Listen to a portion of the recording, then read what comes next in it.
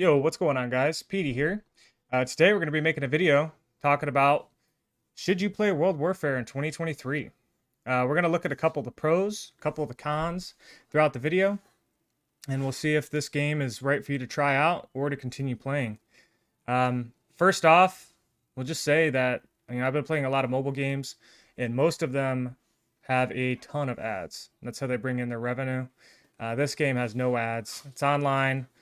You get to do the amount you can do in this game is crazy. It's basically a sandbox, and are not limited by anything. Zero ads, so that's pretty solid.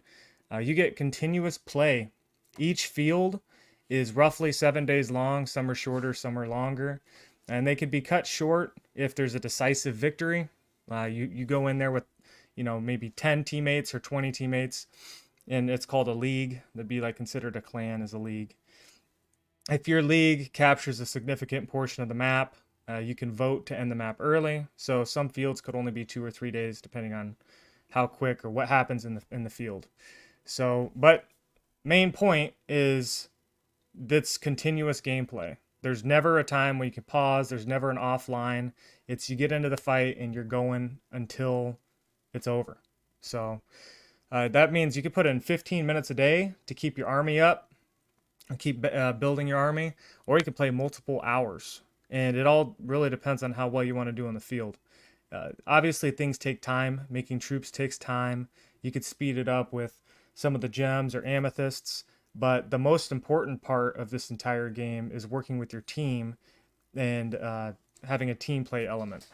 So, yes, the gemming and stuff can be used to speed up troops, but if you have someone who's gemming versus two players who aren't gemming, the two people who aren't gemming will beat the one player 9 times out of 10. So it's very balanced as far as that goes. I've been playing this game for 6 7 years, and it really brings in that aspect of teamwork makes the dream work. You know what I mean? And it's something that you don't see in other games, especially games that play continuously and like versus like Clash of Clans where you get off and you have shields and people attack you, then you get on, then you do an attack, then you get off.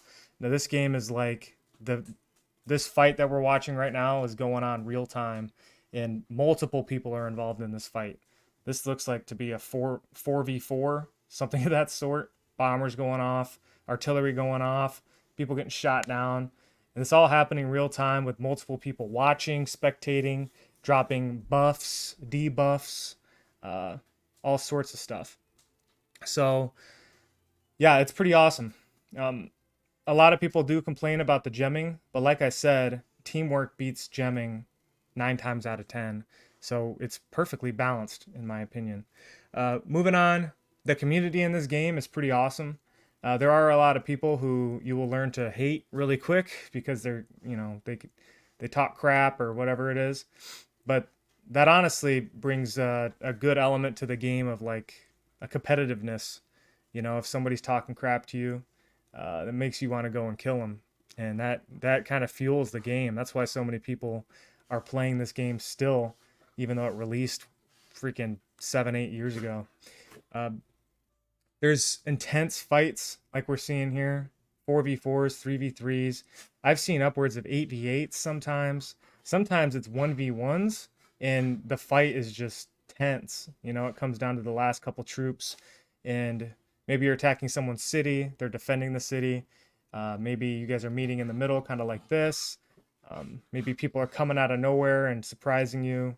There's just so many different uh, avenues that you can go.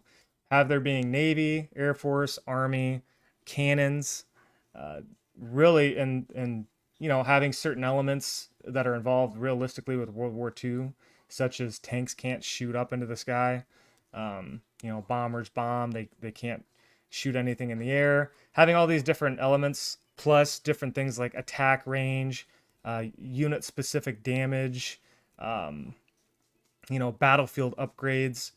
It's such a complex game that goes into trying to win the war, and it's freaking awesome. I've never played a better honest to God. I've never played a better mobile game ever. You know, I used to think Clash of Clans was pretty developed, and you know, to an aspect, it kind of is. You got to plan your attacks out and stuff like that. This has all of that to account for. You have to account for the level of the opponent that you're going into and seeing what kind of units they have, if they're fully upgraded units, if they have certain battlefield techs on or not, if they have buffs applied or debuffs applied, and all this goes into account when considering attacking an opponent.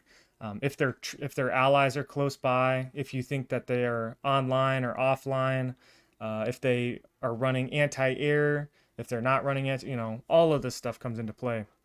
It makes for a really, really dynamic. Damn, this fight is crazy. There's another guy coming in. Yeah, I actually had this footage saved from a while ago, and I'm kind of getting lost in it. Anyways, uh, and last but not least, talking about this game, they do pretty frequent updates. They run seasons. The season pass is $10, and if you complete the season, obviously you get a bunch of rewards. You get gems, amethysts. You get portraits that you can see on the top left of the screen here. Um, you get you know, different gold coins that you can use to upgrade your troops permanently. You get different skins for your troops. Permanent skins are very rare in this game, and if you complete the battle pass by doing all the battle pass missions throughout the season, then you get that permanent skin. So there's a lot of stuff coming out, and the battle pass is $10 to get in and get all of that stuff just for playing the game. It's awesome. This game is absolutely free to play. You will have a better experience if you drop, like I said, you know, $10 a season.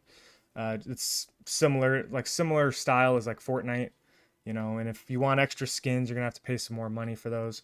But you can get into this game completely free to play. Try it out, see if you like it, and then from there, you can just the world's your oyster. You get sucked into this 3, 4, 5 year commitment where you're just playing World Warfare constantly, and hanging out with all the boys that are on there. There's, like I said, there's leagues. You get in there with your league. I've seen multiple leagues talk on Discords. Sometimes, whenever they're fighting, they'll get in a big group call and be like, "Hey, pull your tanks back. I'm going to move my cannons in," or "Hey, I'm bringing my bombers in. Make sure you kill their anti-air so that I can get in." You know, you could coordinate with your teammates, and if all else fails, if you don't have Discord or any of that stuff, you can always communicate in game. You can heal your allies when they're in fights. You can buff your allies. You can debuff the enemies, and it's just crazy. This game is legitimately crazy, and I have been on and off of this game for, like I said, 7, 8 years, and I keep coming back to it because there's nothing else like it. Like this war that we're watching right now, this was just one battle I just happened to record. I wasn't even involved in this, but this is just a 15-minute back and forth punching of 6 different, you know, 12 different people across 2 leagues, and they're fighting for control of the map. And this just happened, you know, this is just a random day. These fights like this, they break out. Shoot, it's got to be 10 times a day, you know? This is a big league on league fight, and we're just sitting here witnessing it. So, if you have never tried World Warfare before, you have to give it a try. If you're a fan of any World War II or even any modern war type video games, if you like strategic video games such as Risk or, you know, strategic board games, uh, this game is right up your alley. It's literally on a, if you zoom out, the entire map is a map of a board. And then these people are all kind of like pieces. It's freaking awesome how they did it. You need to give this a shot. It's free to play. If you don't like it, then hey, go ahead and uninstall it. You're not going to be wasting your time. Like I said, there's no ads. When you join in, watch a couple more of my videos to get some basic updates and figure out what the hell's going on in this game, because it's pretty overwhelming at first. But watch some of my videos, get a good grasp on what's going on, join a league where you can ask them questions, and make some friends and play and get in some good fights, man. This is a blast. I highly, highly, highly recommend you guys check this game out. And yeah, that's about it. So I guess to conclude, should you play World Warfare in 2023? Absolutely yes. You should give it a shot if you have never played before. And if you're continuing to play it, please let me know in the comments if you guys have any suggestions for the developers on what you think they can improve. Me personally, I think right now it's in a really good state.